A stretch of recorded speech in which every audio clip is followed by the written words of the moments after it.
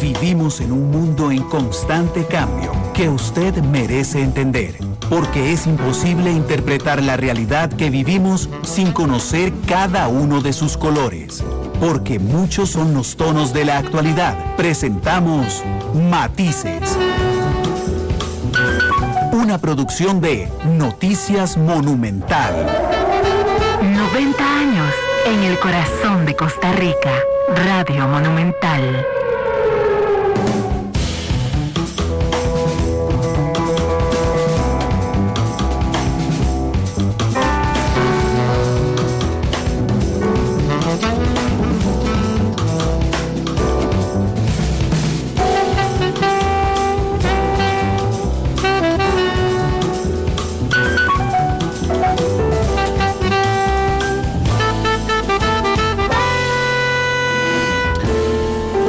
De la tarde con 38 minutos. Gracias por estar con nosotros en Matices, este programa de Radio Monumental, que es una producción del Departamento de Noticias, en el que analizamos los temas que son noticia en Costa Rica y en el mundo. Muchas gracias de verdad por estar con nosotros en este primer programa de la semana. Una semana extraña porque se está jugando la Copa América, se está jugando la Copa Oro, y esto obliga a Matices a arrancar a la 1:30 de la tarde, de 1:30 a 3, después inmediatamente vendrá Pelando el Ojo. Pero además una semana en la que solo tendremos 3 matices. Hoy, el jueves y el viernes. Así es que mañana y el miércoles no habrá. Muchas gracias por acompañarnos en todas las plataformas en las cuales pueden estar con nosotros. Estamos en vivo en radio 93.5 FM, en vivo en internet monumental.co.cr, en CR Móvil, que es nuestra aplicación celular, en el Facebook Live, donde ya arrancamos transmisión hace un instante, en Noticia Monumental, en Twitter, en @monumentalcr. Este programa lo pueden observar esta noche a las 7:30 en Canal 2 y nos pueden volver a escuchar a las 9:30 en Monumental, la radio de Costa Rica. Así es que muchas gracias por estar con nosotros. Hoy será un lunes especial del IVA, como lo hemos planteado este y el próximo lunes, antes de que arranque el mes de julio. Les voy a presentar a nuestros invitados, primero las damas, doña Carla Cogui, especialista de Deloitte. Carla, bienvenida, ¿cómo estás? Ahí. Muchísimas gracias, buenas tardes, un placer, como todos los lunes, compartir con ustedes. Muchas gracias por estar aquí. A mi izquierda está don Alan Saborío, el socio director de Deloitte. Alan, ¿qué tal? Buenas Bienvenido. tardes, muchísimas gracias. Muchas gracias por estar con nosotros. A mi derecha está don Carlos Vargas, que es el director general de tributación. Don Carlos, bienvenido, ¿cómo le va? Buenas tardes, muchas gracias. Un saludo cordial a todos y los que nos escuchan y a todos acá en el... Muchas gracias por estar con nosotros. Y don Víctor Carvajal, que es asesor de la Dirección General de Tributación. Víctor, bienvenido, ¿cómo estás? Buenas tardes, Randall.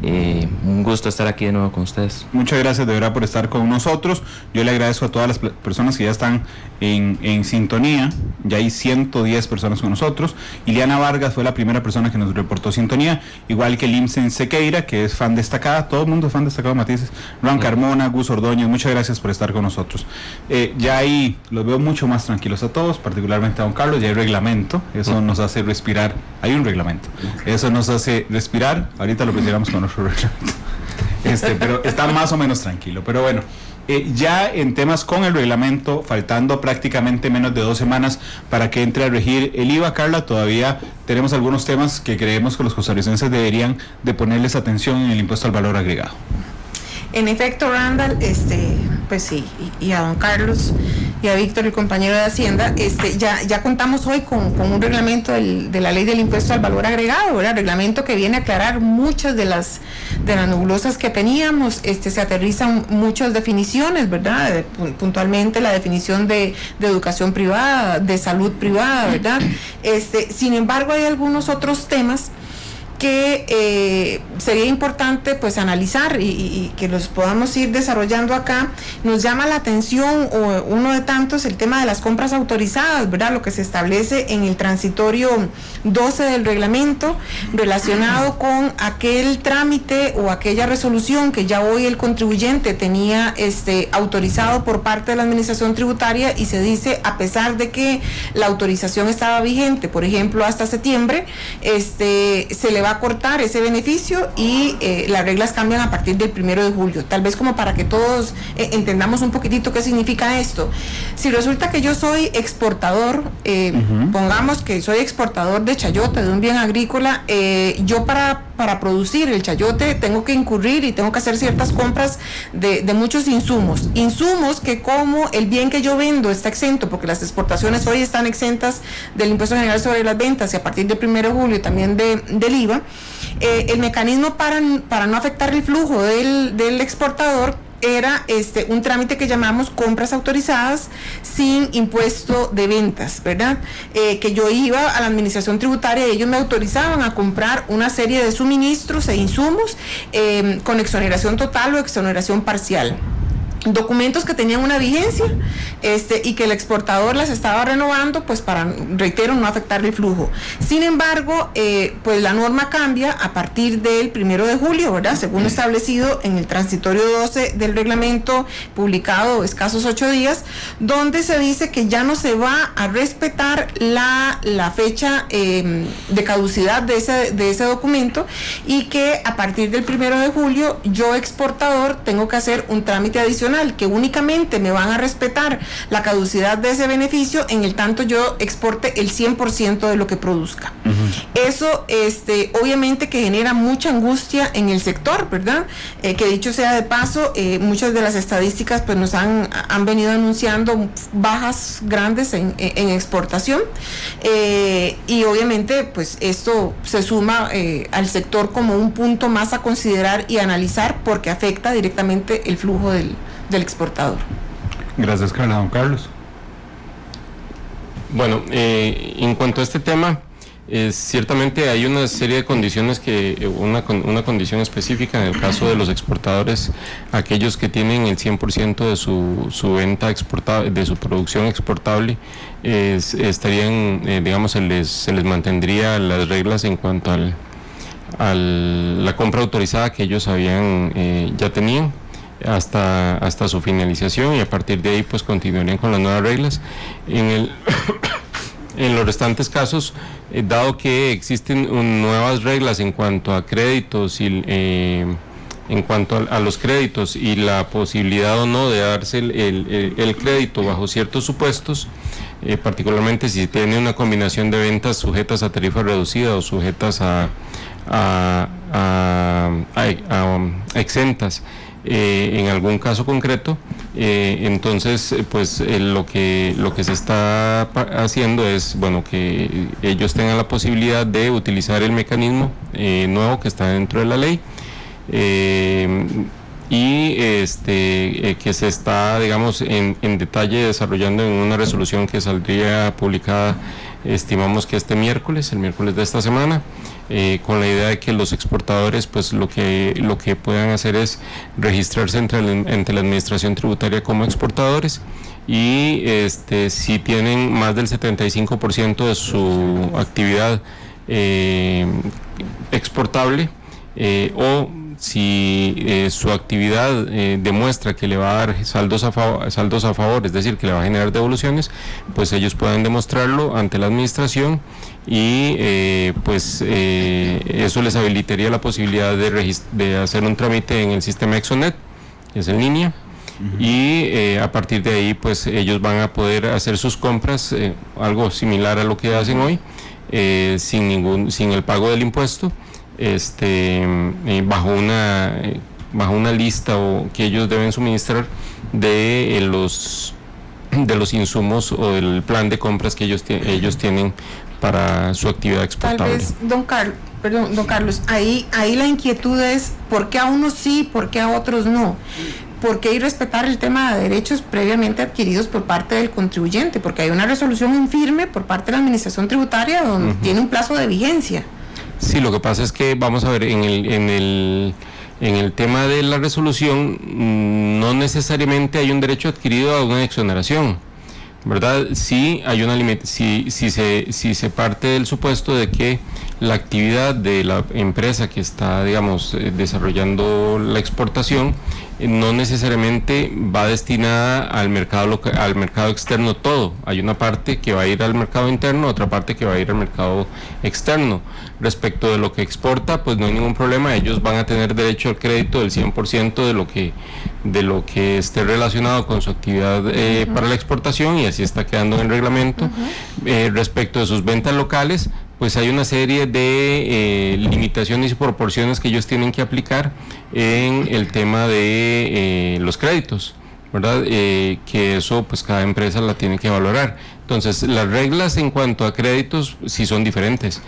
Sí, pero tal vez a mí me parece que es importante y tenemos que tener siempre en mente que estamos con una audiencia que no necesariamente es especialista en materia de impuestos, y que además para esa audiencia los impuestos son terriblemente desagradables.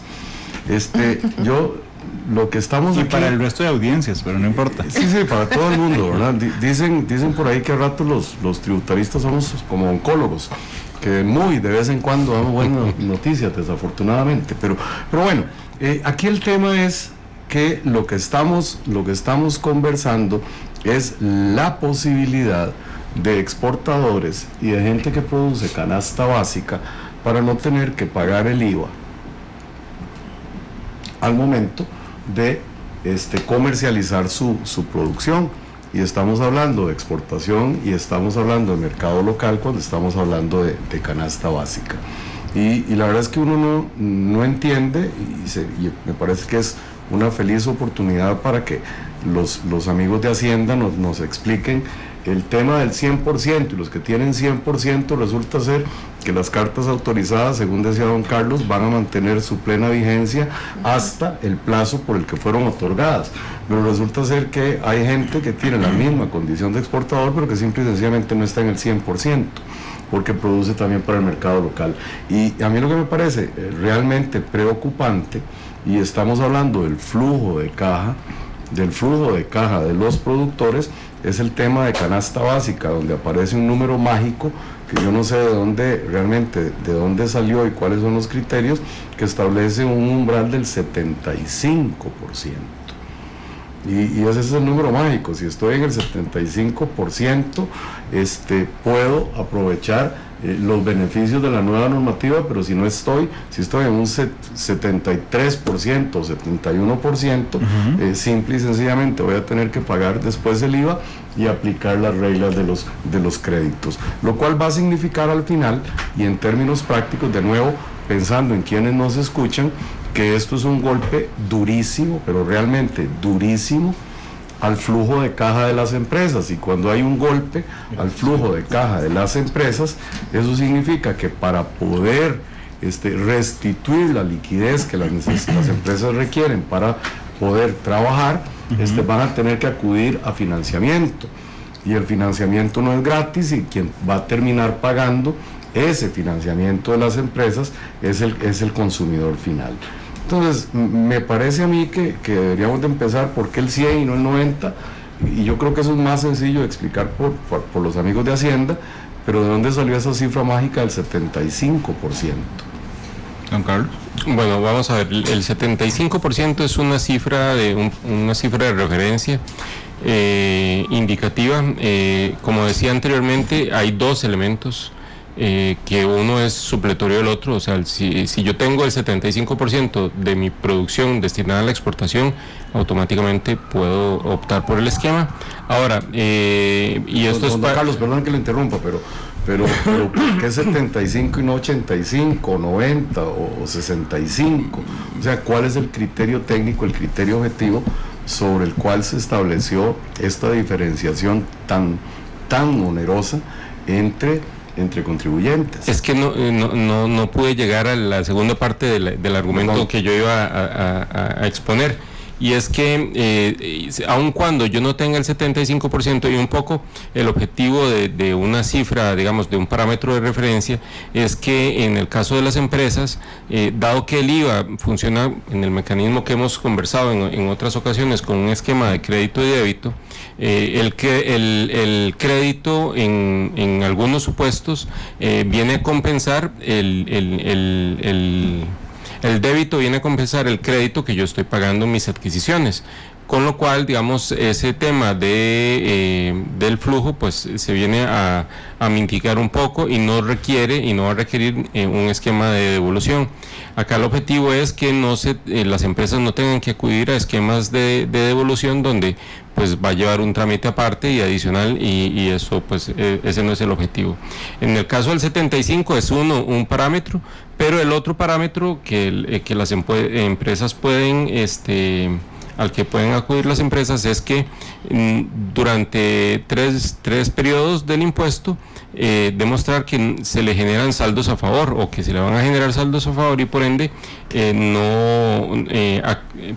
acceder a este esquema, de manera que si yo, de acuerdo al valor agregado que yo estoy generando en mi actividad, ese valor agregado cuando yo vendo no va a dar lo suficiente el suficiente impuesto cobrado como para compensar lo que yo pagué, yo puedo acudir a este esquema para que se libere del pago del impuesto. Don Carlos, sigo sin entender yo y no soy experto en esto, el 75. El 75 es una cifra indicativa. Estamos asumiendo que ¿quién la puso? Digamos, es como que yo me siento aquí. 50, ¿verdad? O sea, como que yo me siento aquí y diga, mira, vamos a regalarle hoy una exoneración del IVA a los que nos oigan a partir de las 2:01.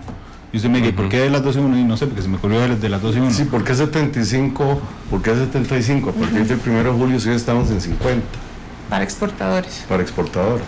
Bueno, la misma ley del IVA, cuando habla de la liquidación del impuesto, establece en el artículo 28 que establece una cifra del 75%. Entonces, tomando eso como parámetro, nosotros adoptamos esa cifra indicativa del 75%, pero sin dejar de lado la posibilidad de que las empresas puedan demostrar por ese otro mecanismo que van a necesitar, digamos, la compra exenta. Sí, sin embargo, don Carlos, el 75, y yo ahí totalmente de acuerdo con usted, el 75 que se indica en la ley es para exportadores, no así para canasta básica, que de igual forma uno se lo podría llegar a cuestionar, porque un 75 y no mantener el 50. Pero digamos que ahí tendríamos que ir a ver un poquitito lo que los abogados llaman el espíritu del legislador y qué respaldo se tiene a nivel de actas en la Asamblea. Puntualmente, en lo que quedó ahorita redactado en el reglamento, lo que al sector le ha preocupado es por qué respetar un derecho ya adquirido, porque está firmado hasta por el funcionario de Hacienda el tema de la autorización de carta abierta, por qué respetar para aquel que sí exporta al 100% y no para que el que exporta menos de ese 100 y vende en el mercado local. Si es que usted me revisó las condiciones para poderme dar la autorización, ¿verdad? Ahí es donde sí hay un trato desigual. Pero recordando el tema de los oyentes, es que las autorizaciones se están dando por buenas a aquellas empresas que tienen la suerte de exportar el 100%, pero resulta ser que lo que está aprobado para empresas que están al 50%, que es lo que se establece hoy como requisito, eso no se respeta.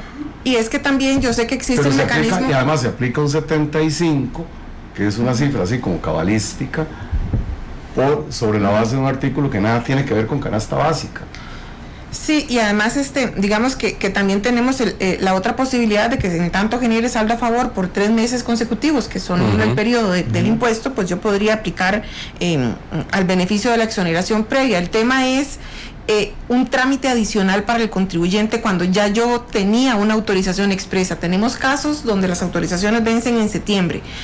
Aquí probablemente no vamos a llegar a ninguna conclusión en concreto, pero sí por lo menos que quede en evidencia de que a nuestro criterio la administración se excedió en establecer esa condición para el tema de las cartas abiertas. Por más trámite alterno que se ponga, ¿verdad? Yo ahí con el debido respeto diferiría, ¿verdad? No creo que nos hayamos excedido. Simplemente las reglas en cuanto a los esquemas de acreditación del impuesto, tratándose de empresas que no venden el 100% o no se dedican al 100% a exportar, son diferentes. Sí, don Carlos, y tanto que son diferentes que probablemente ustedes no autorizaron una compra autorizada al 100%, sino que probablemente autorizaron el 80%. O sea, ya desde que nació la autorización de compra autorizada, usted consideró el tema de la venta local, porque usted probablemente no autorizó a comprar 100% exonerado, ¿verdad? Sino que el porcentaje fue muchísimo menor.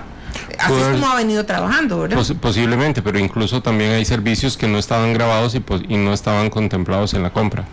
Probablemente, pero volvemos a lo mismo, Bueno, perjudicamos entonces, otra vez. No lo estamos perjudicando, simplemente estamos dando Lo llenamos de un trámite adicional. No es llenarlo de un trámite adicional, Claro, porque ya ellos, ya los exportadores hoy realizan el trámite de compra autorizada, ¿verdad? No es que es un trámite extraordinariamente complejo adicional. No, es un trámite que sí lleva su complejidad, ¿verdad? Porque últimamente, digamos que sí se ha puesto muchísimo más, digamos que la administración tributaria más quisquilloso en la autorización, probablemente porque tenía una caducidad próxima, ¿verdad? Aquí el tema es, si yo ya contribuyente pasé por el calvario de solicitar esa autorización, lograr la autorización y que me vengan a decir a la mitad del juego, las reglas cambiaron y de aquí en adelante, si usted le vencía en septiembre, ¿sabe qué? Ya no le vence en septiembre, le vence ahora el 1 de julio. ¿No creen que eso sí afecta el tema de proyecciones financieras del contribuyente? Si el contribuyente demuestra que está dentro del 75%, si tiene saldo, si eso le va a generar saldos a favor, no va a afectar ninguna proyección financiera. Lo que ocurre es que hay un procedimiento de por medio y conversando sobre todo con periodistas en estos días, la verdad es que hay una paranoia generalizada en el país, mucho. Y esto es importante decirlo, no se debe en absoluto a inacción de la administración. La administración está tratando de capacitar, la administración está tratando de que la gente entienda lo que viene, posiblemente, el costarricense deja todo para el final, pero sí hay una duda que pesa en el ambiente, y yo no quisiera ser agorero, pero existe la duda ya sistemática de si la administración ante esta nueva ola, ante esta nueva realidad, va a poder reaccionar a todos los requerimientos, tanto de información como de procedimientos que se le están imponiendo al administrado.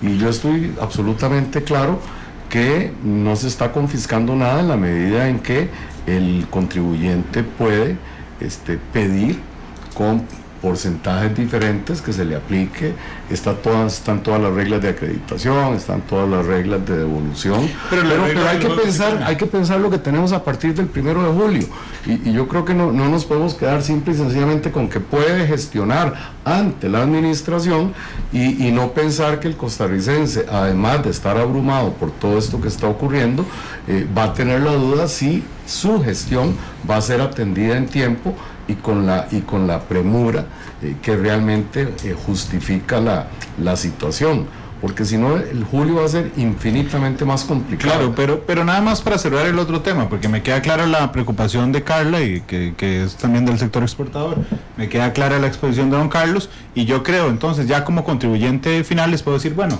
hay una realidad, las reglas cambiaron para los exportadores. Eso es los productores de canasta básica. Es así, ¿verdad? Digamos, en eso estamos de acuerdo todos. Para que cuando salgamos del programa hoy, o yo salga y me tope a alguien y me diga, yo soy exportador, ¿cambiaron las reglas para mí? Sí, cambiaron para usted. Si fue legal o no, eso es otra cosa. Sí, es un tema que tendrá que solucionarse después, porque si alguien no está de acuerdo, podría ejercer, digamos, algún mecanismo jurídico. De apelación, exactamente. Sí, una apelación, o inclusive ir a la sala constitucional, pero digamos, en términos concretos, varió. Sí, y tal vez ahí, lo que apuntaba ahora Alan, tal vez lo traumático no se va a ver a partir del 1 de julio, se está viendo ya. ¿Por qué? Porque a raíz de la publicación del reglamento, el contribuyente llama a la administración, y aquí yo aplaudo todo el trabajo que la administración ha venido haciendo en redes sociales, porque hasta el esquema visual que ellos utilizan, digamos que es fácil de entender. Sin embargo, el recurso que atiende la llamada en la administración tributaria, yo no sé si es que carece de capacitación a lo interno, pero no saben orientar al contribuyente, ¿verdad? Entonces ahí es donde obviamente que aquello se vuelve traumático para todos, ¿verdad? De hecho, yo le agradezco mucho a don Carlos, sé que debe ser muy complicado estar viniendo todos los lunes a Matices, le agradezco mucho, y créame que inclusive para mí es un poco complicado decir en hora y media vamos a abordar los temas, porque no alcanza nada, don Carlos, pero ¿qué podemos hacer para guiar mejor a los contribuyentes ahora que existe efectivamente esa paranoia y que todavía algunos preguntan, ¿será que lo atrasan? No, bueno, de hecho, a partir de la publicación del reglamento retomamos actividades adicionales de capacitación con los funcionarios. El jueves y el viernes pasado el 100% de los funcionarios recibieron una capacitación adicional de las múltiples que se han venido realizando a lo interno de la administración. Igual estamos reforzando todo lo que es los mecanismos de atención telefónica de los contribuyentes. De hecho, estamos visualizando la posibilidad de tener un número solo para temas tributarios, ya no con un menú corporativo, sino con menús específicos para que la gente pueda ser atendida en función de la necesidad que ellos tienen, y algunos otros mecanismos de atención telefónica que se puedan habilitar pues para facilitar la orientación y la atención más rápida de la gente. Aquí nos están preguntando, estaba revisando más o menos por dónde andan las preguntas, porque hay preguntas muy específicas, pero hay un tema que creo que le interesa mucho a la gente, es la retención en la tarjeta y la devolución en la tarjeta. Hoy nos pasó en la segunda emisión de noticias que alguien preguntaba, si yo voy al médico, ¿verdad?, y pago con tarjeta de débito, le cobro el 4% del IVA, ¿verdad?, pero hay una devolución de ese 4%. En el caso de GTI, que es nuestro cliente en el noticiero, decía, bueno, en el caso de nosotros, inmediatamente la factura le suma el 4, le baja el 4, le deja igual, pero digamos, para términos de Hacienda hay un cobro y una devolución. Sí. Ok. Así es como funciona. En términos generales, o solo para el sector salud. Para todo el sector salud. Para todo el sector salud pagado con tarjeta. Así es. Es decir, si yo voy al mismo médico, le digo, no me lo pase por datáfono, sino le pago en efectivo, ahí me va a cobrar el 4%. Él le tiene que cobrar el 4%. Okay, y no hay devolución. Y no hay devolución. No, a mí me parece que y aquí no se trata de venir única y exclusivamente a criticar. A mí me parece que la resolución, en los términos en lo que viene el reglamento, a mí me parece que es absolutamente positivo. De lo que se trata es incentivar la bancarización en Costa Rica. Es simple y sencillo. ¿Por qué? Y recordemos que cuando estábamos hablando de IVA, desde que se estaba tramitando la reforma, estábamos hablando de trazabilidad. Y aquí de lo que se trata es que en la medida en que los costarricenses utilicemos más mecanismos de este tipo, tarjetas de crédito, tarjetas de débito, aumentamos la trazabilidad porque hay una conexión directa entre IVA e impuestos sobre las utilidades. Entonces, de eso se trata, y a mí me parece que el procedimiento está bien en lo que se refiere a esa devolución. Hoy, al final, ¿qué es lo que va a sentir el paciente, el beneficio, el contribuyente, que es consumidor final?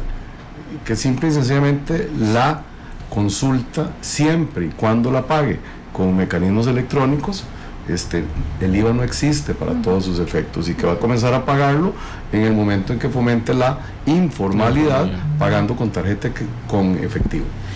Tal vez ahí, Randall, en efecto, digamos que la entrada en vigencia de la retención, de la devolución de este 4% estaba supeditado. En Hacienda tenía un año de plazo para crear ese mecanismo de devolución, mecanismo que ya quedó creado pues vía reglamento, porque claramente se establece, y además está el tema de los códigos en factura electrónica, donde el médico tiene que saber que tienen que aplicar esos códigos en la factura para poder hacer su registro contable, que eso es muy importante, pero de cara al consumidor final no van a sentir esa retención de IVA en el tanto paguen por un medio electrónico. Así es. Sin embargo, les va a salir más, en el tema de los pacientes, nos sale más caro si pagamos en efectivo, 4%. Claro, sale más caro. Okay. Pero creo que es importante hacer una aclaración, porque varios colegios profesionales han estado enviando comunicados. Recientemente me llegó uno del Colegio de Nutricionistas, donde se dice que la retención entra en forma gradual, y yo creo que ustedes saben que es a la luz del transitorio cuarto de la ley de fortalecimiento,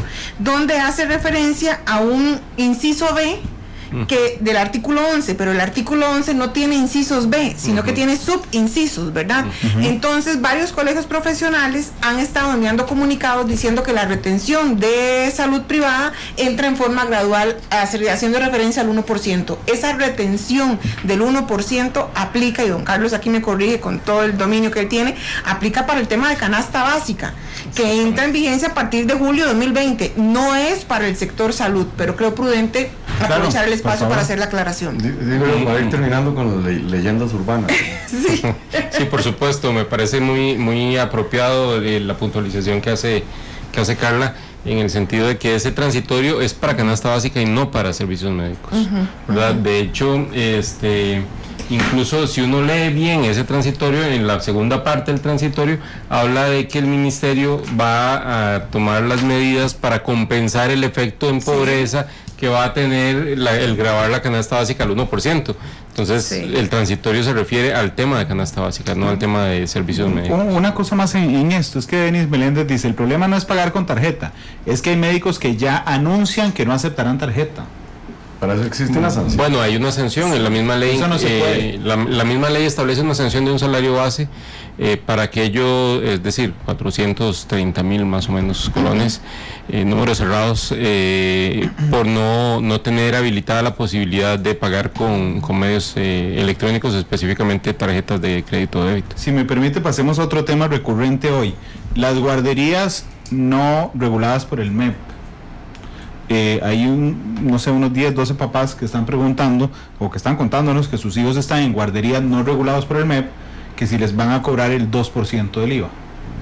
Es que no es un servicio de educación. No es Okay. un 2%. Entonces no es un 2%, es un 13%.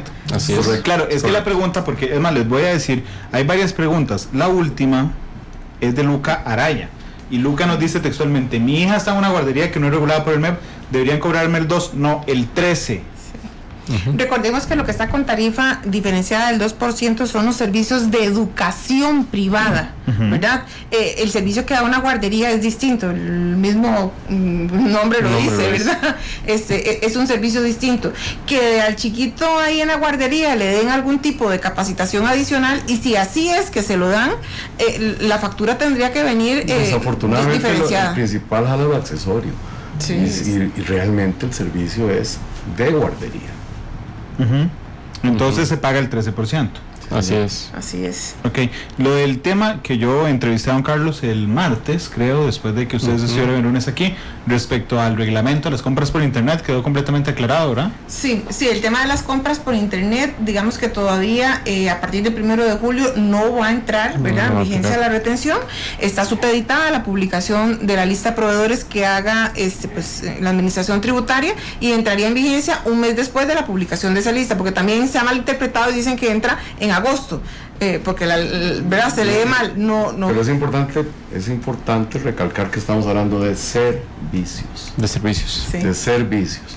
Entonces, por favor, que no se preste esto a confusión, porque las compras de mercancías, recordemos que esas mercancías tienen que pasar por la aduana, tienen que nacionalizarse, y este no es un tema del IVA, sino este es un tema donde hemos venido pagando el impuesto de ventas, como es hoy en la actualidad, y los demás impuestos que correspondan al valor, etcétera, y no sé si todavía queda algo con consumo, pero todo eso se paga a nivel de aduanas, y eso no va a cambiar absolutamente nada. Eso sigue exactamente igual. Sí, exactamente. Armando Ortega, hablando de alquileres ahora, porque vienen la cantidad de temas que hay, Armando Ortega pregunta, las pymes, que ya les habíamos explicado en el programa pasado, que si una pyme alquila en menos de 669,000 colones, no paga IVA, pero las pymes que estuvieran inscritas. Entonces Armando Ortega dice, las pymes, para exonerarnos el IVA del alquiler, ¿tenemos que inscribirnos en Exonet?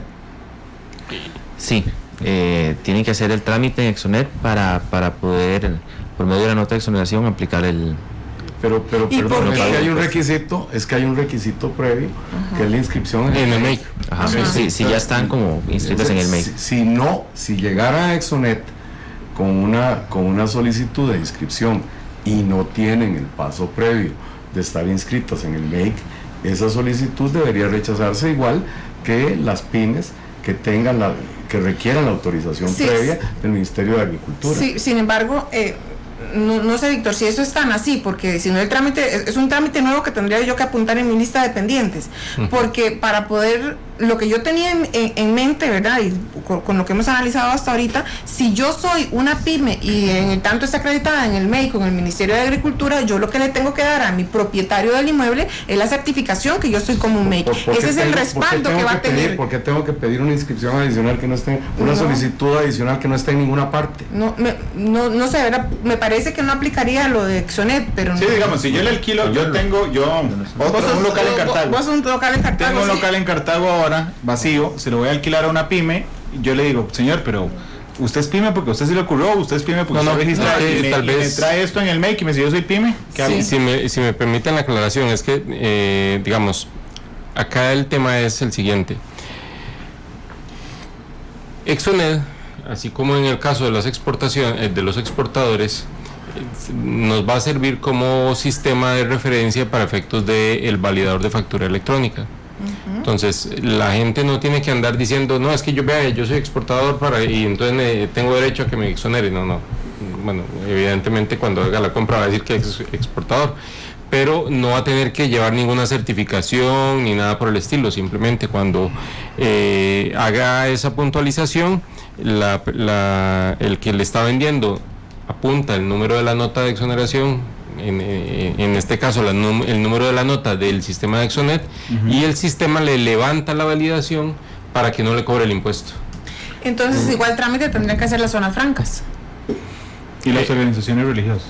Con las zonas francas, no mediante la nota de exoneración, sino el acuerdo ejecutivo.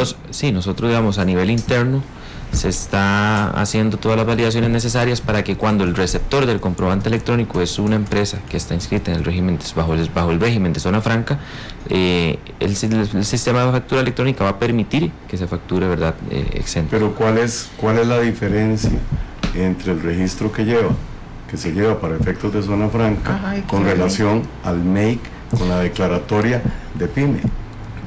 No existe ninguna diferencia sustancial, son dos entidades que están otorgando una condición.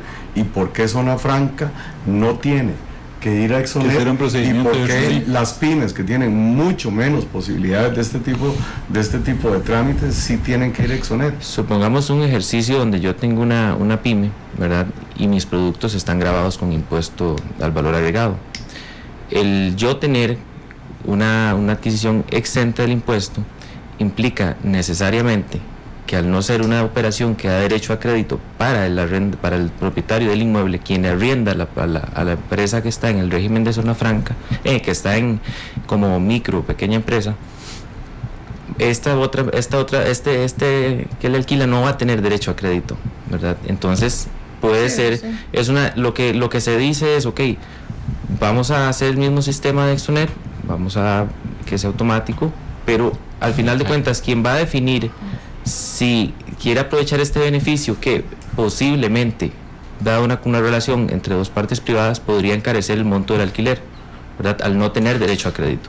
Entonces lo que queremos es, porque no todas las pymes no están exentas del pago del cobro del impuesto en sus operaciones, ¿verdad? Entonces son dos cosas diferentes. Son dos cosas diferentes, pero el permitirles a ellos dar la nota de exoneración significa, yo estoy de acuerdo en que usted no tenga derecho a crédito, ¿verdad? Porque el tema es que se les permite a ellos hacer uso de la nota de exoneración, ¿verdad? Sí, y entonces ya ellos decidirán si utilizan la nota de exoneración o bien no la utilizan entre dos partes privadas. Digamos, a la conclusión que yo llego a esto, está bien el control. Yo no sé si San Exonet va a dar abasto con tantísimos trámites, ¿verdad? Porque si ya hoy es un calvario y todos sabemos lo que significa entrar a Exonet. Ahora podemos hablar de Exonet con construcción. Sí, o sea, la herramienta yo no sé qué tan robusta es como para poder dar abasto a esto. Y luego, si lo que queríamos era beneficiar a las pymes por su condición de pyme, un trámite adicional, ¿verdad? Podría llegar, digamos, que a desincentivarlos. Y al final de cuentas, si no hacen el trámite, y yo no sé qué tan expedito va a ser el trámite en Hacienda y la capacidad de respuesta que los encargados de Exonet podrán tener, al final de cuentas el beneficio no es tan palpable. Digamos, es que el trámite en realidad para estos casos en específico es muy sencillo, pero creo que muy rápido, digamos, no es un trámite que va a ser. Pero solo ustedes lo conocen. Perdón, es que creo que este tema es una decisión política. Don Carlos, o sea, una decisión política me refiero cuando usted se sienta como administración pública a decir vamos a incentivar o no vamos a incentivar, no es una decisión técnica, es una decisión política. Vamos a ver, yo lo que diría es que no se está limitando, digamos, o imposibilitando la posibilidad de que las pymes que deseen tener el beneficio puedan tenerlo. Si las pymes desean tener el beneficio, una vez que están inscritas en el MEIC, se pueden registrar en Exonet. Si no desean tener el beneficio por el hecho de que el arrendador a su vez le interesa pues poder cobrar el impuesto y el darse los créditos de su actividad, pues entonces es una relación entre privados que nosotros tenemos que respetar. Un poco en algunos otros sectores de actividad económica, también ellos han discutido la posibilidad de incluso de no acogerse a los beneficios de la gradualidad en el impuesto. Con turismo, por ejemplo. Exactamente, para poder tener créditos. Porque si están exentos o si tienen una tarifa reducida, pues se les limita la posibilidad de acceder a los créditos. Don Carlos, perdón, para un neófito en temas tributarios, y con este ejemplo, yo tengo igual el local en Cartago, llega una persona y me dice, Randall, yo quiero alquilarle, yo le digo, ¿usted es una pyme? ¿Usted ahora tiene esa casa en Cartago? No tengo. Ojalá tuviera. Pero que por cierto, aquí nos están insistiendo que la ley no dice pyme, sino micro y pequeño. Sí, es micro y pequeño. Sí. Entonces el señor me dice, pero es que yo soy una pequeña empresa. Ok. Y entonces yo le digo, bueno, yo soy el que tengo que hacer la factura electrónica porque yo le estoy alquilando el local. Le digo, bueno, confírmeme que usted es una pyme para yo no poner el impuesto en la factura. Lo único que me tiene que dar es su inscripción como pyme en el MEIC o en el MAG. En Exonet. No, es que estamos hablando de que no va a ser suficiente con demostrarle que es pequeña eso o era micro, lo que quería llegar. Sino que además va a tener que presentarme a mí la exoneración. No presentarle a used porque, bueno, perdón, Carlos. Lo que tiene que darle es el número de la nota de Exonet. Okay. ¿Verdad? Y ya Exonet, a su vez, lo que ha hecho es validar que esté registrado. Entonces es un paso nuevo.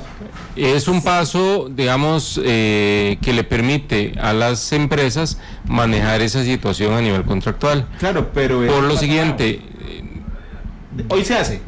Es que hoy no están grabados. Okay, pero mañana se hace, es un paso nuevo. Lo que pasa es que no están grabados, ¿verdad? Digamos, los alquileres no están grabados con IVA. Es un paso nuevo con lo que conocíamos, con lo que estaba estipulado en la ley del reglamento, porque para alquileres no estaba eso así tan claro. En el procedimiento para el tema de las pymes. Y vuelvo al tema. Si usted, don Randall, le alquila a una micro o pequeña empresa, usted tiene dos opciones: le va a alquilar y le va a cobrar el impuesto y se va a dar los créditos de su actividad, o si la empresa le demuestra que está exonerada, usted le va a vender el servicio del alquiler sin el impuesto, pero usted pierde el derecho a crédito. Un poco más para complicar las cosas, es que Alan sí le gusta complicar las cosas. No, perdón, pero es que las situaciones no se dan en términos hipotéticos. Es que resulta ser que hay una persona que puede estar en un local hace no sé cuántos años y que le quedan no sé cuántos años de prórroga consensuada o de prórroga automática, y en este momento resulta ser que es pequeña o microempresa, llega con digamos que con la condición ya en Exonet, o sea, el propietario no tiene ninguna posibilidad de llegar y decirle, mire, ya a usted no le voy a alquilar más porque yo no voy a tener derecho al crédito. Simplemente ya es una situación jurídica consolidada. Estamos claros que los contratos antes por servicios de arrendamiento no tenían IVA y ahora lo tienen. Pero eso de que va a ser porque el propietario y el inquilino se van a poner de acuerdo, no se van a poner de acuerdo, se aplica el crédito, no lo aplica, es algo a lo que tiene derecho precisamente esa pequeña o microempresa. Sí, y es que si no, ¿para qué tanta carrera con una nueva ley, verdad? Porque si de igual forma va a ser optativo para los prestadores de servicios de turismo o para los de construcción, el aplicar o no un transitorio que la ley establece, donde se trabajó y de una emociones iban, emociones venían, porque sabemos que así pasó, en establecer tarifas graduales para entrar en vigencia o para llegar hasta el 13%, para dejarlo hoy abierto, no sé, a que si cada contribuyente quiere o no quiere aplicarlo, ¿verdad? Es como un ejemplo que me parece que podría aclarar muchísimo de lo que estamos conversando. Las tarifas diferenciadas, independientemente de que se hayan negociado o no negociado bien por los diferentes gremios, lo que pretendieron los señores diputados fue establecer tarifas diferenciadas en beneficio del consumidor final. O sea, uno no podría llegar y pensar que va a depender, por ejemplo, de una aseguradora, si cobra el 13 o cobre el 2% en seguros personales, que para los oyentes los seguros personales son básicamente salud y la parte de vida. Entonces una aseguradora no va a poder determinar en una relación contractual si aplica el 13 o aplica el 2, porque si aplica el 2, que es como quedó la ley, sabemos que existe un problemón en la medida en que el costo más importante de los seguros personales es el reaseguro, y resulta ser que el reaseguro quedó grabado en 13. Pero las tarifas diferenciadas, buenas o malas técnicamente hablando, se establecieron en la ley en función del beneficiario final y no las posibilidades o no de acreditar completamente del prestador de servicios. Yo estoy de acuerdo parcialmente. ¿Qué, don Carlos? Digamos, en el caso de la tarifa diferenciada, evidentemente tiene toda la razón, don Alan.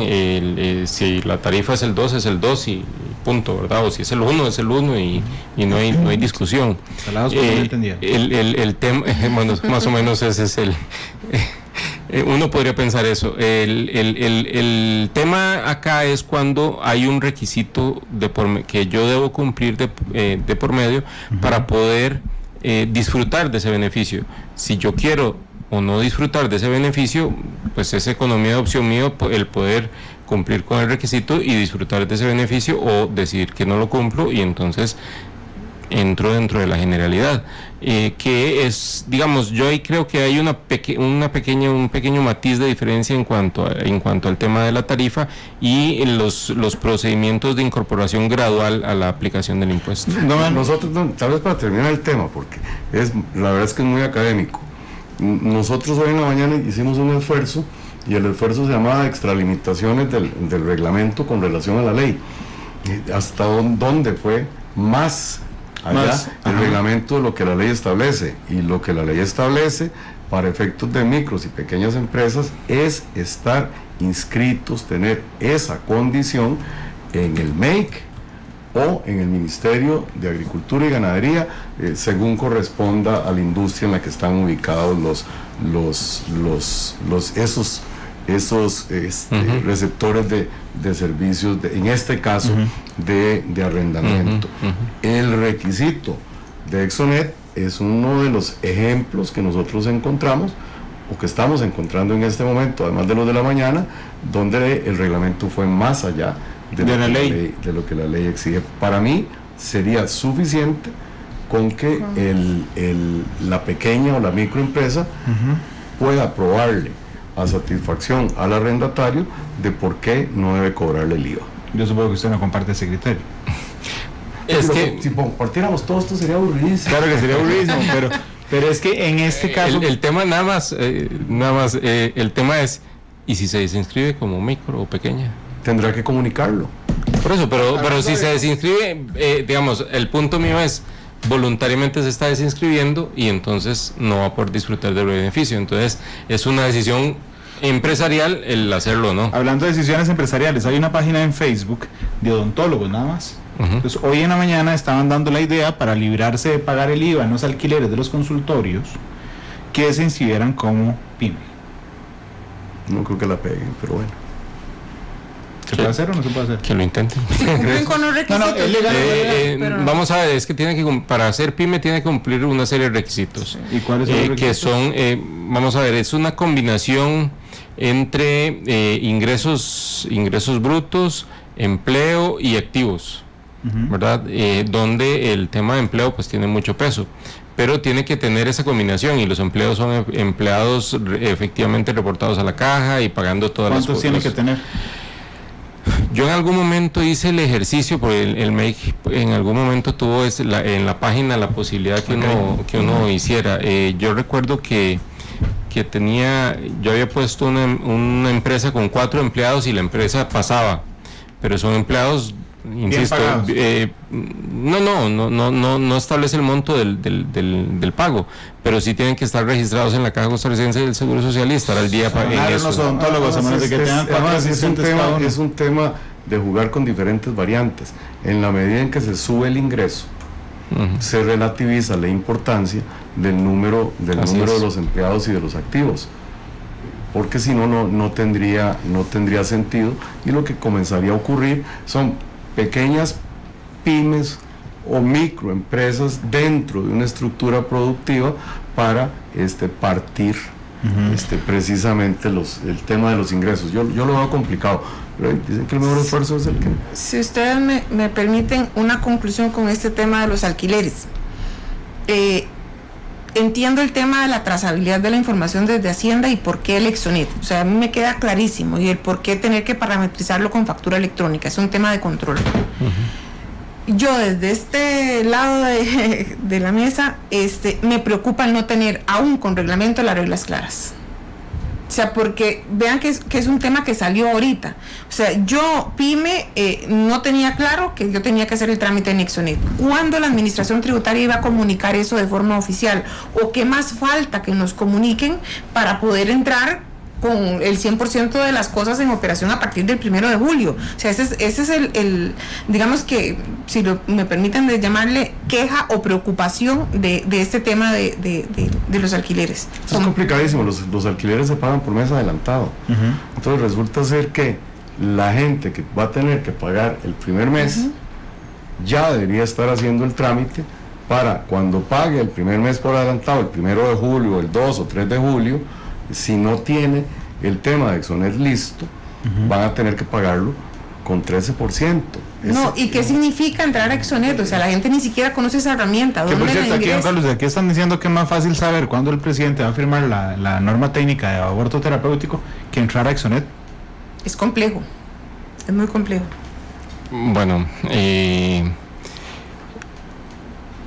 el sistema, pues como sistema tiene sus particularidades. Yo no puedo calificarlo ni de complejo ni de fácil.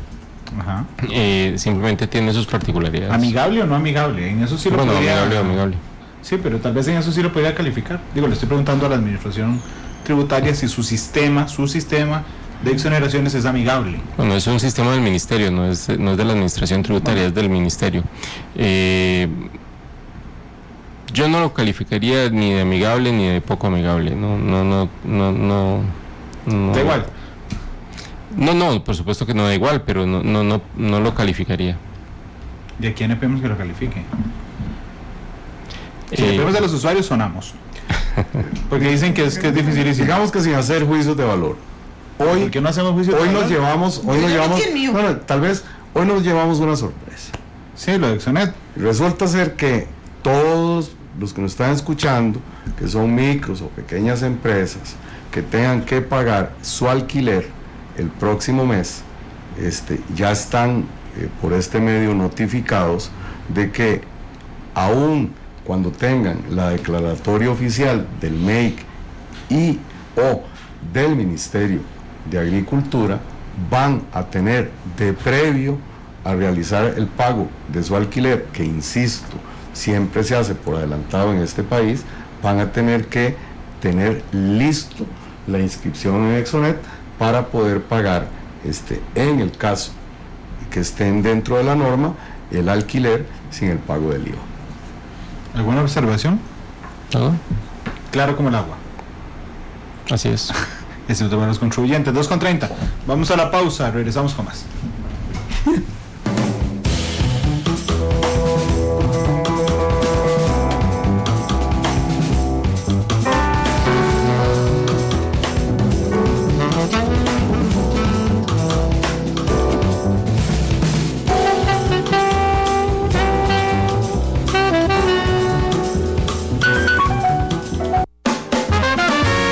Porque la realidad tiene muchos tonos, matices. Es Matices. 2 de la tarde, 36 minutos. Gracias por estar con nosotros en Matices, recordándoles que estamos en horario especial de 1:30 a 2:55 de la tarde. A las 3 iniciará Pelando el Ojo. A las 4:30 transmitiremos para ustedes el partido de la Copa América entre Japón y Chile. y a las 7:30 de la noche, o a las 7 de la noche, perdón, transmitiremos para ustedes el partido entre Honduras y Jamaica de la Copa Oro. Estamos hablando sobre IVA, don Carlos Vargas, director de tributación, Víctor Carvajal, asesor de la Dirección General de Tributación, don Alan Saborío, socio director de Deloitte, Carla Cogui, especialista de Deloitte en temas tributarios, y socia de Deloitte, sí, socia y especialista de Deloitte, nos ayudan a aclarar el IVA. Hay una pregunta reincidente, también tiene que ver con los boletos aéreos. Doña Carla Cogui. Que también yo la tenía en cartelera, don Carlos.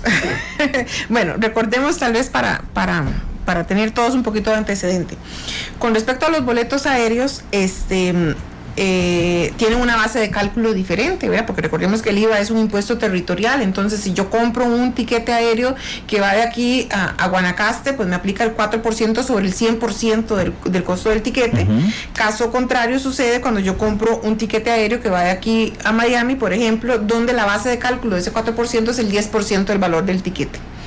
Hasta ahí todos claros, y eso es lo que se publicó en la ley, lo que quedó establecido en la ley, y además lo que se en los diferentes borradores de reglamento que habíamos visto, pues es lo que se venía plasmando en los diferentes borradores. Sin embargo, en el que ya es el reglamento definitivo que se publica el pasado martes, nos dicen que se suma también, además del costo del tiquete, los siguientes servicios: el transporte aéreo, forma parte de esa base imponible, el seguro de accidente, el internet a bordo, el servicio de custodia de personas no acompañadas y el equipaje de acompañamiento.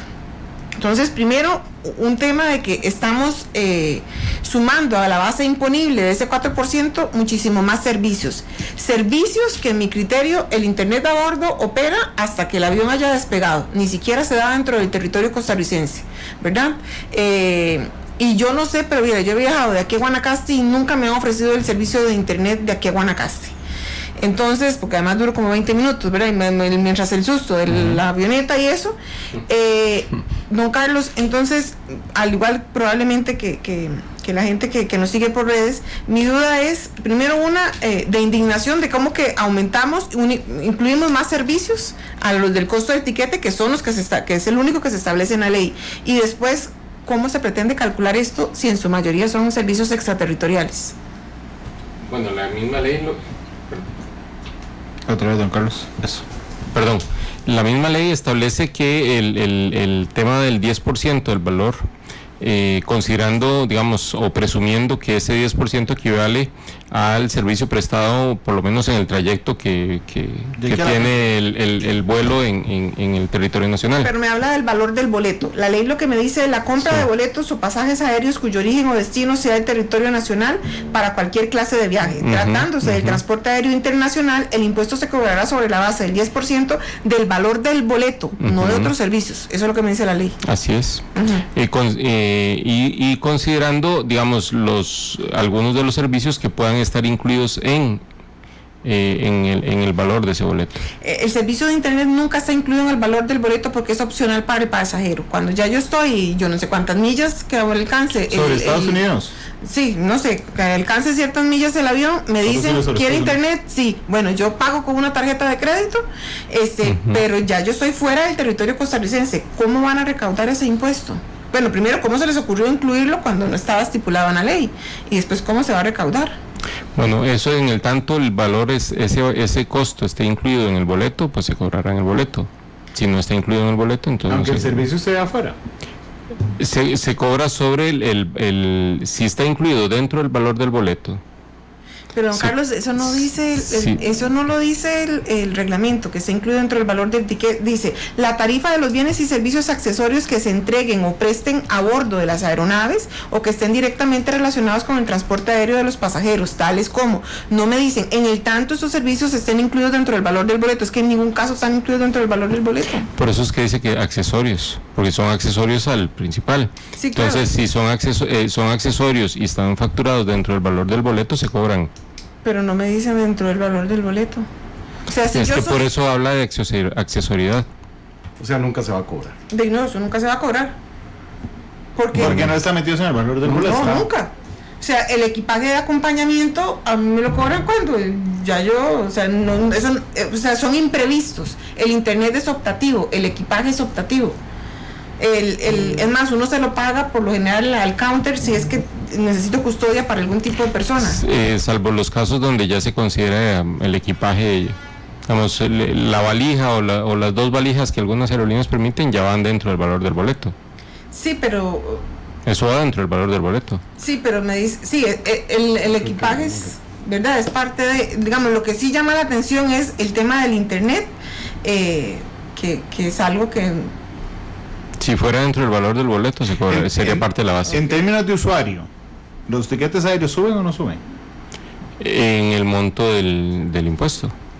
Del 4% sobre el 10% del valor. Me sale más caro. Si yo quiero ir a Miami en agosto, me sale un 4% más caro. Le sale un 0,4% más caro. Sí, porque es el 4% sobre una base de 10. Entonces le va a subir un 0,4%. Si vas a ir a Guanacaste, te va a salir bastante más caro. Un 4%. Sí, Claro, porque es el 100%. Porque es el 100%. ¿Se acuerda lo que le conté de los odontólogos?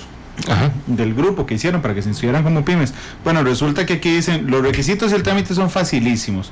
Hay que cumplir 2 de estos 3. 1, contar con la póliza de riesgos que emite el INSS. 2, la persona física o sociedad debe estar registrada y al día como patrono o trabajador independiente ante la caja, nada más. 3, inscribirse a la Dirección General de Tributación y estar al día. Y todo el mundo puede ser pyme. Va a depender de los parámetros. Si eso fuera así... No, pero es que así está en la página del MEIC. Yo te soy sincera. Yo me metí a la página del MEIC. Yo desconozco los requisitos para ser pyme. Igual lo podría investigar ahora y cualquier cosa lo compartimos. Pero no creo que sea así de sencillo, porque si no, de cualquiera podría ingresar a ser pyme. O sea, me parece que hasta el tipo de actividades tendría que estar regulado. Si no, cualquier profesional liberal podría ser pyme, y no, la verdad que no creo que sea así. La pyme nace con otro objetivo. Ok. La artículo 3, ley de fortalecimiento de las pequeñas y medianas empresas. Bueno, estoy abriendo el link. Artículo 3. Todas las pymes que quieran aprovechar los beneficios deberán satisfacer al menos 2 de los siguientes requisitos: pagar sus cargas sociales al día, cumplir las obligaciones tributarias y cumplir las obligaciones laborales. Sí, pero ¿qué se considera pyme? Porque dice todas las pymes. Sí, pero el tema de cargas laborales va en función de la cantidad de empleados que tengan. Yo creo, a ver, me atrevo a especular. Creo que estamos hablando de requisitos formales y no requisitos cualitativos, porque con esos requisitos cualquier empresa de cualquier tamaño simplemente podría calificar. Creo que hay una lectura... Tiene rangos, hay rangos de ingresos brutos, de ingresos, etcétera, y que lo podemos ver en el desarrollo del programa, pero si no, cualquier empresa de este país podría inscribirse como pequeña y mediana microempresa. 2:44, nos quedan 6 minutos para evacuar dudas. Terapeutas físicos que pagan servicios de salud, no servicios de salud. Y ojo, aquí abro un montón de matices, ¿verdad? Porque yo dije terapeutas físicos, eso significa que tienen que estar inscritos ante el colegio como terapeutas físicos, porque hay otra cosa que nos están preguntando, que son los masajistas. Pero es que el terapeuta física, tiene un colegio que lo regula. Así es, y en el tanto estén regulados por un colegio, tienen que afiliarse a un colegio para ejercer su profesión, aplica tarifa reducida. Ok. Bueno, los terapeutas físicos, así como se llaman, así graduados, así colegiados, es decir, que cuando usted va a ver el título donde dice terapeuta físico, es servicio de salud. Sí, lo acaba de decir doña Carla. Ok. Los masajistas, si no están colegiados. No hay un colegio de masajistas que yo sepa. No, pero digamos, los terapeutas físicos pueden dar ese servicio.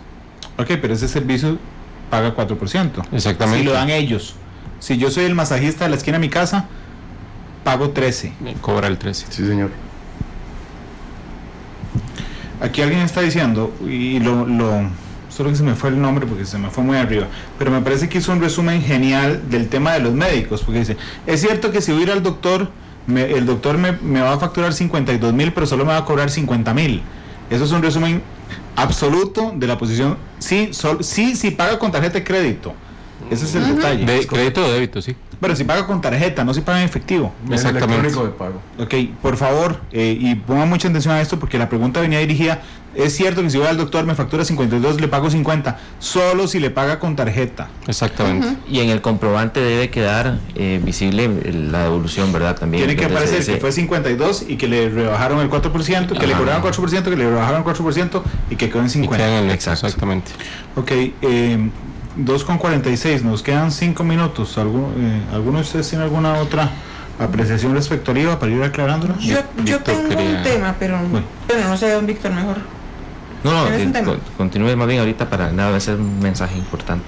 Otras cosas que me llaman la atención, el tema de la inmunidad del Estado, ¿verdad? Entonces se establece un transitorio, que es el transitorio 6 del reglamento, donde me dice que el gobierno central, poderes de la República, el legislativo y el ejecutivo, a partir del 1 de enero del 2020, ¿verdad?, estarían sujetos al 13%, bueno, al impuesto, al pago del impuesto. Al pago del impuesto.